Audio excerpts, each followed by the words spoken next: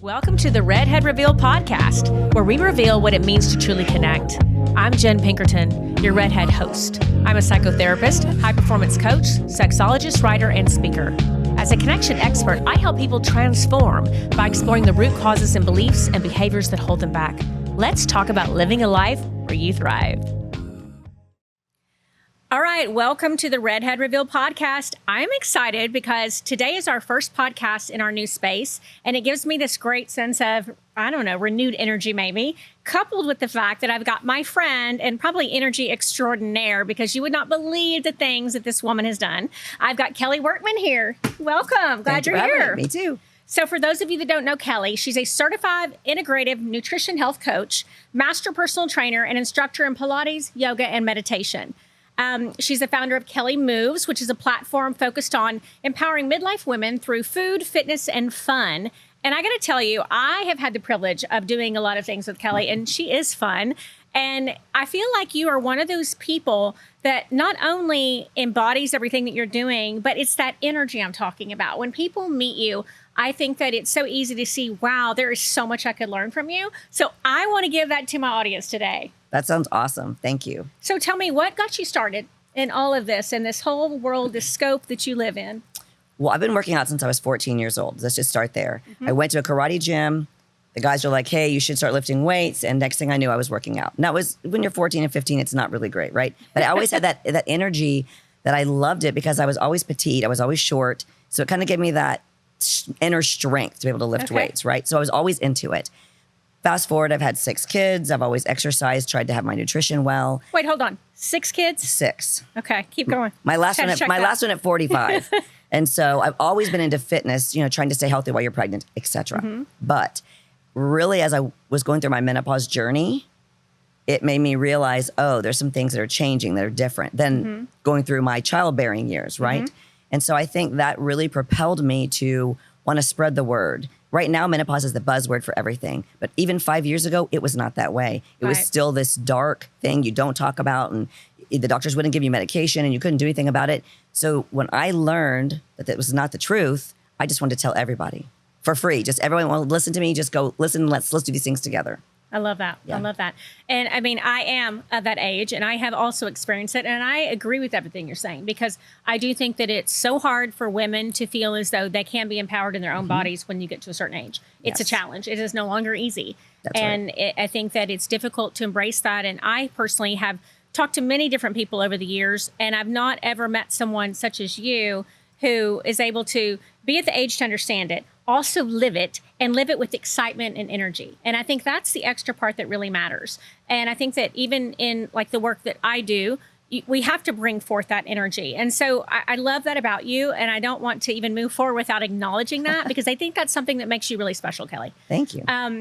Okay, I want to also talk about, this kind of pivot that you had, because I understand that you have done a lot of grief work because you had lost your husband. Yes. And you did a lot of work with Bo's Place. And it was a moment in your life, kind of like a path where you decided, what am I going to do? I want to kind of touch on that, because I think we all get those moments where we can decide to go right or left. I totally agree. And I think that, of course, you never wish that on anyone to have, a big life event happen. But it's really what you do with it. And of course, in the beginning, I was 40. I had 5 small children at the time. He died in a car accident very quickly. So it took, really understanding what was happening, and then to keep my kids safe and calm and try to help them process it. I found Bo's Place as a participant, and it was, life-changing facility. We went there 2 years, and all of my kids, they want to volunteer now. I've been volunteering there 12 years. It's just a really good place to help you pivot in that arena when something happens. But I wouldn't have thought that I would be where I am today if that event had not occurred, right? My life would be much, much different. Right. My career was different. Everything I did was different. So out of those dark things come awesome things. I think that's also what kind of gives me the vibrance, the thrill for what I'm doing now, because I know, life is very short for all of us, right? We all have only X amount of days. So I think that I'm just happy and excited when I hear someone that is even interested in exercise or nutrition or something they want to do. And I just want to help them feel that 1 second of passion for it and let that start percolating on their own, so. And I love that, because I do think that it's not to say silver lining, because that doesn't give the right word. I don't have the exact right word for it. But it's almost like that when we're faced with something that's challenging and difficult, we do have an opportunity. And I think that is done in every single thing in life. When you experience something, we can have a choice. Yeah. Are we going to dwell in how awful it is, Yes. the pain of what we're going through? Are we going to make a decision of how can we pivot? Yes. And what can we do with our perspective and our insight in the world, and being able to change our worldview? Yeah. And you have this worldview that propels you forward consistently. Yeah, it was really, I mean, again, I would never wish it on anyone to happen, but I do see in hindsight, right? The universe has everything coming. It's already predetermined for you. And just accepting what has happened and being able to move forward with it. I mean, all of my kids are doing amazing. And, you know, we talk about my husband all the time. And I think that also helps give us all strength to know this is just a step. It could be someone else that we know. It could be anything. It's just a step in the life that's already predestined for us, and just to accept it. I love that you know, kind of scope, the way you look at the world. It's interesting to me. I like it. Okay, speaking of doing hard things, I'm going to talk about the really hard thing that you just did that I was riveted. I watched her on social media daily, seeing what she was doing. I want you to talk about, is it 2029 Everesting? Yes. Okay, tell us about that. So I've been trying to get a ticket for this event for 3 years. It was very hard to get a ticket. I finally got a ticket, thank goodness, to one of my friends, Greg. So training for this event, I work out all the time and I'm very physically fit, but they give you a 20-week training schedule. That alone was mind-blowing to me, that I needed 20 weeks to prepare. Wow. My event particular was climbing up the mountain of Jackson Hole 19 times. So you climb up and you gondola down 19 times. 19 and you have 36 hours. I don't even know what to say. 36 hours to do it in. Okay. And you think that's a long time, but that's really not a very long time. No. Because you have to calculate your minutes. You stop at the aid stations, the food, the bathroom breaks, all these are calculated. Can you sleep at all? I don't know, you know, all these things. So anyway, the training protocol was so intense to me. And then getting there, it was like, oh my gosh, I've trained 20 weeks. I can do this. It was definitely a life-changing experience. I already started writing my book about it because I learned so many things on the mountain in that 36 hours. I met so many amazing people, all different walks of life, all different stories. And I knew by doing the event, I was going to have 300 new friends. That's how many people were in 277. And it's true. I had some people already write me letters. One sent me his sobriety coin and talked about how I impacted his part of his life and all these things. And just, it was an amazing, positive experience, and I would definitely do it again. And it's that sense of community I hear you talking about. And I speak about this all the time. It's such a gift if we embrace and embody other people around us that share similar interests, that share a sense of the same path we're on, whether it's wellness, whether it's fitness, whether it's just experiencing life in the fullest. Yes. I think that we are who we associate with.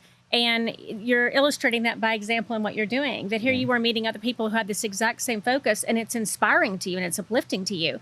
And I think that people that, whether you are not climbing Everest, you still have the chance to think about how can I position myself in life with other people who are like-minded, who are focused on growth, who are focused on being the best version of ourselves. Right. And I think that's so very important, that a lot of people, when they find that they're stuck, it's one of the first things I ask is, what are you doing with the people around you? You know, where is all your time spent? When you're not at work maybe, and you have the opportunity to choose, what are you choosing? Are you nurturing yourself, or are you just numbing out?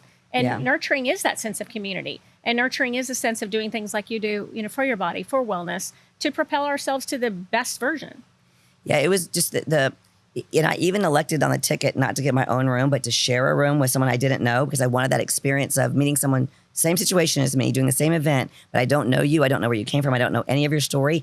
And just really being ingrained in the whole event and just seeing the mountain and meeting all these new people, and everyone, they might get ahead of you and you'd get ahead of them, and they'd be like, let's go. And they'd meet at the aid station. You'd share bananas together. And it was the most beautiful experience I've ever had in any kind of athletic endeavor I've ever done. And it was just such a positive, every single person, even the ones that had no intention of completing 19 times. Some people went, they just wanted to complete one lap. I want to complete one lap. My mom had breast cancer. I want to do this one for her. That's it, and leave. Some people wanted to do it all in one day. I mean, everyone had different goals. But at the end of the day, the struggle that we all went through was exactly the same. Didn't matter how much money you were, how pretty you were, how fit you were, none of those things mattered. Everyone had the exact same amount of steps to get finished. You need the exact same amount of time to get done in. I just and it was think just it's beautiful. So cool. It's just so cool. Yeah.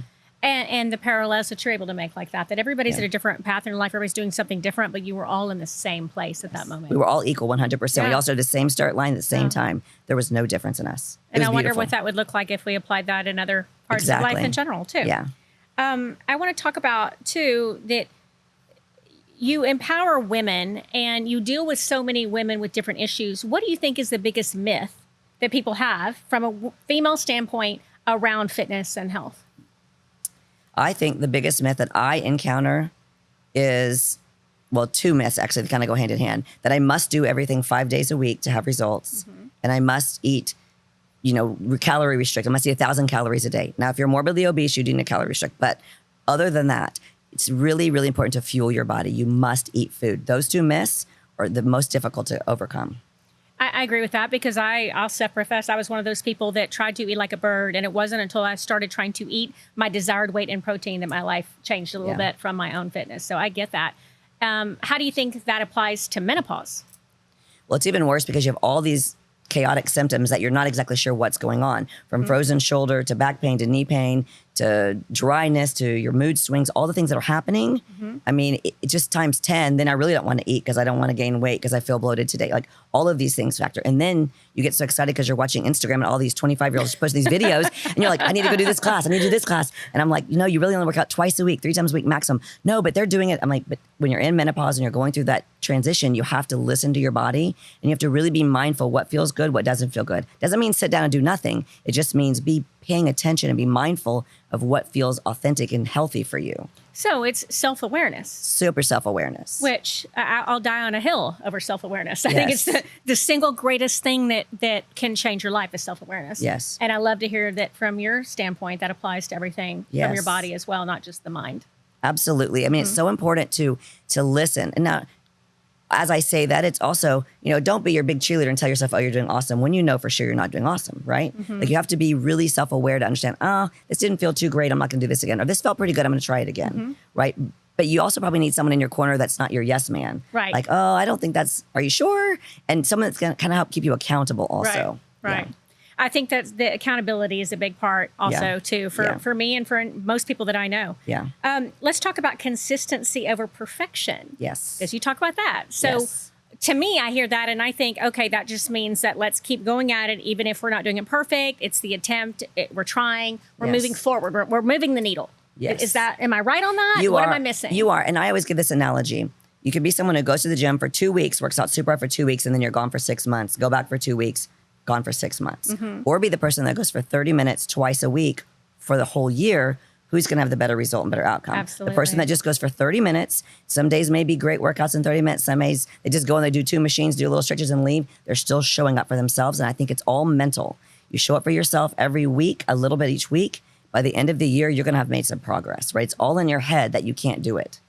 And I think that from the standpoint of the type of exercise, I know that weight training makes a huge difference in your body, but I also know that if you're not doing something that I think combines the body and the mind, you don't have maybe as great of results. And so my own personal scope is that I know that matters to the way I respond. Yeah. And I know you do Pilates, yoga, things that also incorporate breath work more than maybe weights do. Incorporate more about body control and the way we're looking at ourselves and how we're thinking about ourselves. I want to hear your perspective on that. Oh, absolutely. I love that. I love that question too, because actually, even when you lift weights, I'm really big on doing your breath when you're exercising, lifting weights. But I also feel like you need to change things up, right? We're creatures of habit and we don't like change very much and we want to get the same routine or the same class every time.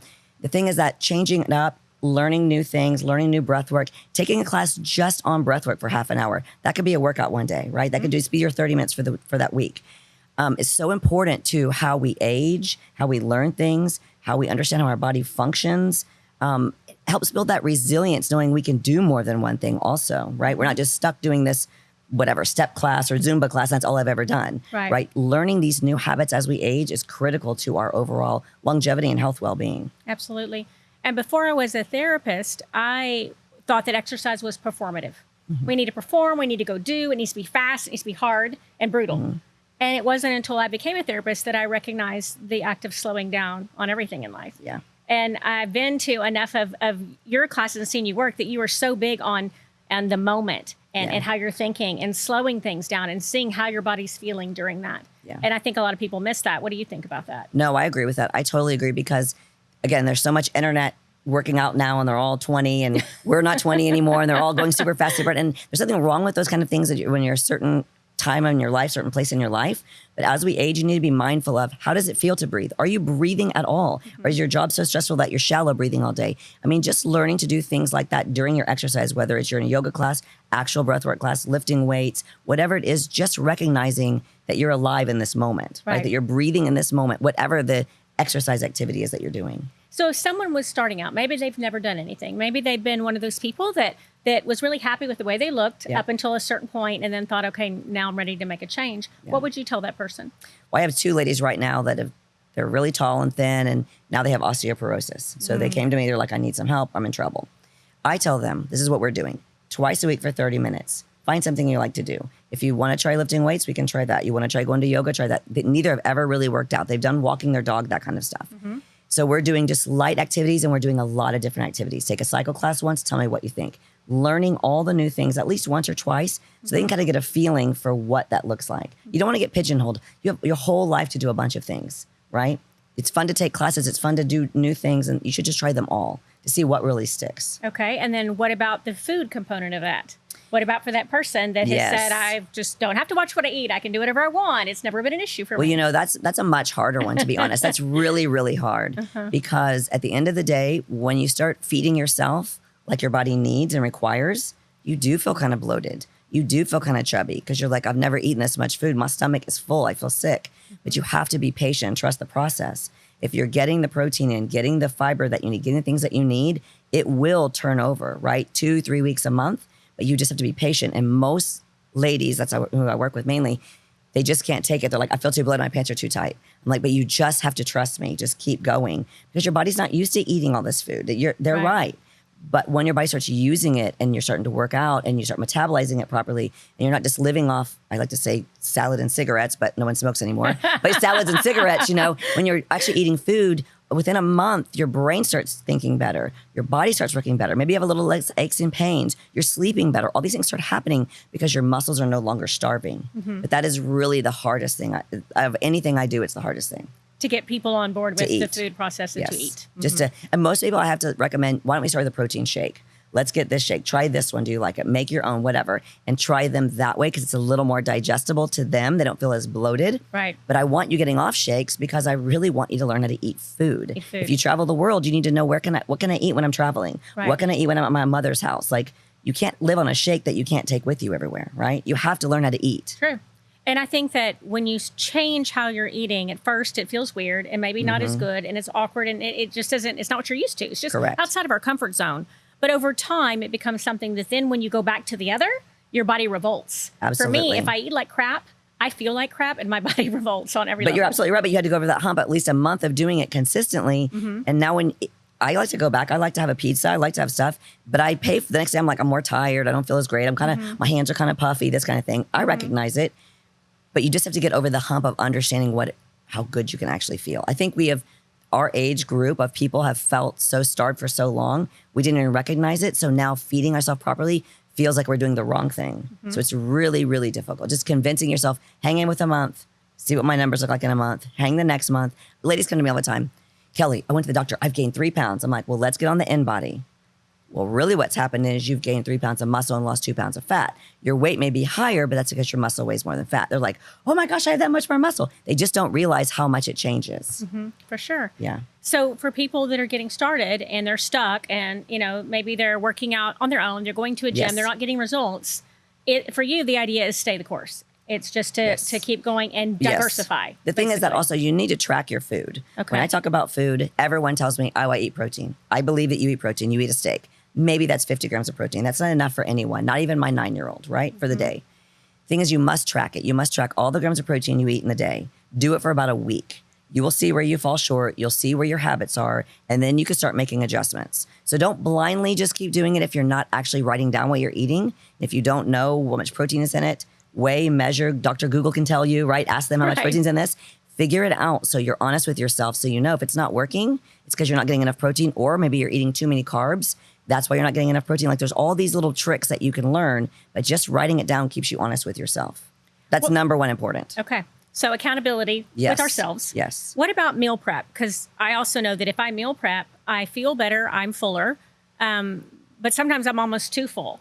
Yeah. It's the same kind of idea. What about people that haven't done that before and are, it seems kind of overwhelming or too much work? I find that it helps me. What are your thoughts on that? Do you do that? I meal prep every week. Okay. I do the same thing every week. But people that are new to this game and they're like, I'm not sure about it, I tell them, go to one of these food services, MyFitFoods or Snap Kitchen. All these have pre-done meals, high protein meals. Go there, spend the extra money, and go figure out which one you like and start that way. Start meal prepping that way. And then eventually you'll go from there, maybe, and you'll be able to make your own, right? In the beginning, it is overwhelming because if you make it and then you don't eat it, then you're frustrated. So try one of those services first. Keep it simple. Keep it simple. Don't try to overthink it and make too much for yourself. Okay.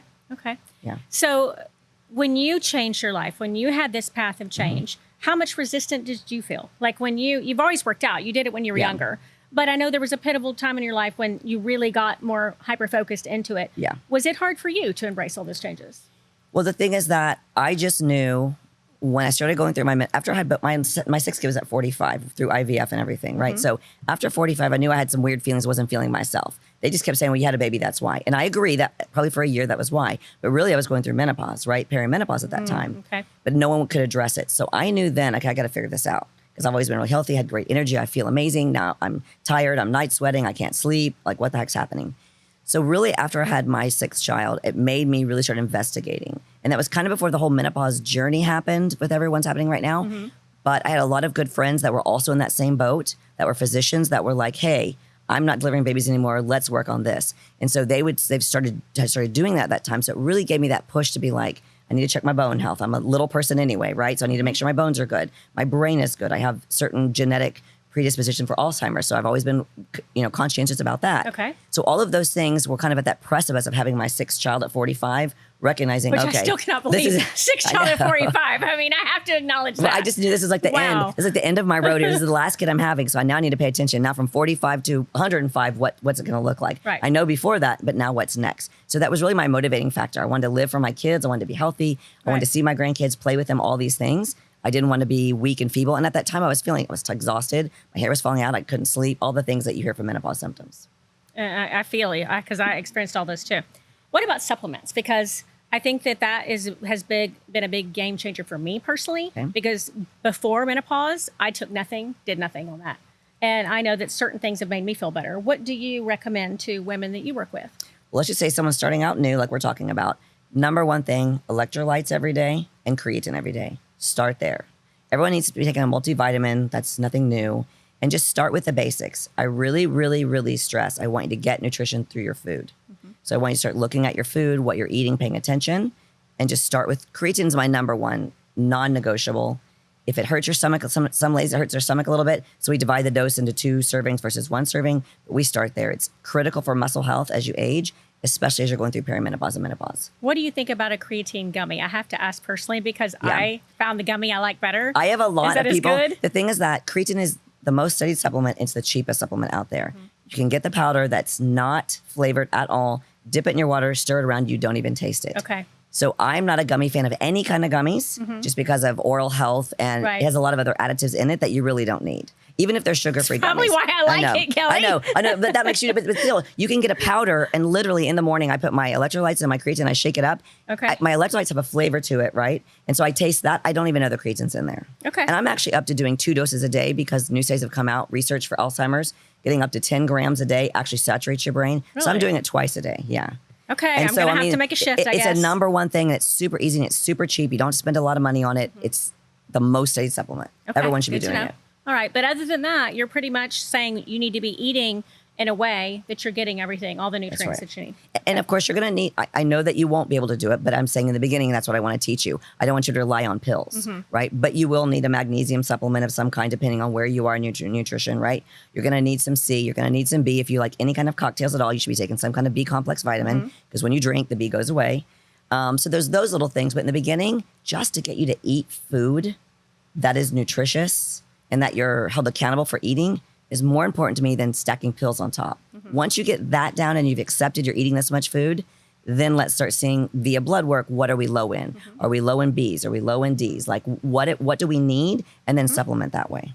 And what about people that say, okay, yoga is really my favorite. And I'm kind of speaking personally. Yoga is my favorite. It's hard for me to branch out in other ways, to be honest with you, because I feel like I get so much out of it.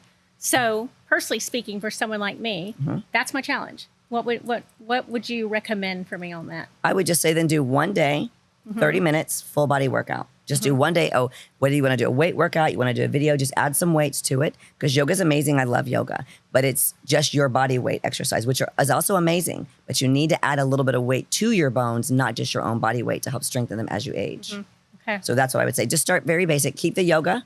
Maybe even find a yoga class that incorporates weights of some kind. We have one called Warrior Sculpt or something. They use weights when they do it. So find one where they have some weights they use occasionally, or just do 30 minutes once a week. Okay. And then maybe add another day, 30 minutes the second time of the week. Okay. But keep the yoga. Yoga's amazing. I would never say stop doing it. I mean, it does so much more for me than just the body part of it. So for women that feel like, okay, they're at menopause, they're trying to do all these things that you're telling, and they're still not feeling great, do we still maintain that it's consistency is the problem? Do we maintain that maybe you just haven't found the right mix of the balance of food and exercise, et cetera? I mean, where is the next step that you go to if somebody still is resistant to losing weight? Well, the thing is that I'm not a doctor, but I'm very pro hormone therapy, right? Whatever HRT you choose to use. As you age, if nothing else, you at least need estrogen and progesterone, right? Every cell in your body needs it. So if it's not working and you have not seen a menopause specialist, I would definitely say go do that first. Let's see where you are. Are you super high? Are you super low? What's going on with your body? Because sometimes you cannot outwork those things, right? You can't outeat those things depending on where you are in your aging cycle, right? But other than that, I think that starting slow, picking one thing and just be consistent with that one thing. Maybe you're not a big water drinker. I'm going to be consistent. I'm going to drink water. I'm going to measure my water this month, and I'm only going to worry about water. I'm not going to care how many steps I get. I'm not going to worry. Just do one thing and do it well and do it for the month. Okay, so we're breaking it down into the ways that are manageable. Very basic, the most manageable. And water, everybody needs it. If you don't like water, find some way that you like it, right? That could be a challenge for you. So do that. Water is important. I think it's the most important part of this whole piece.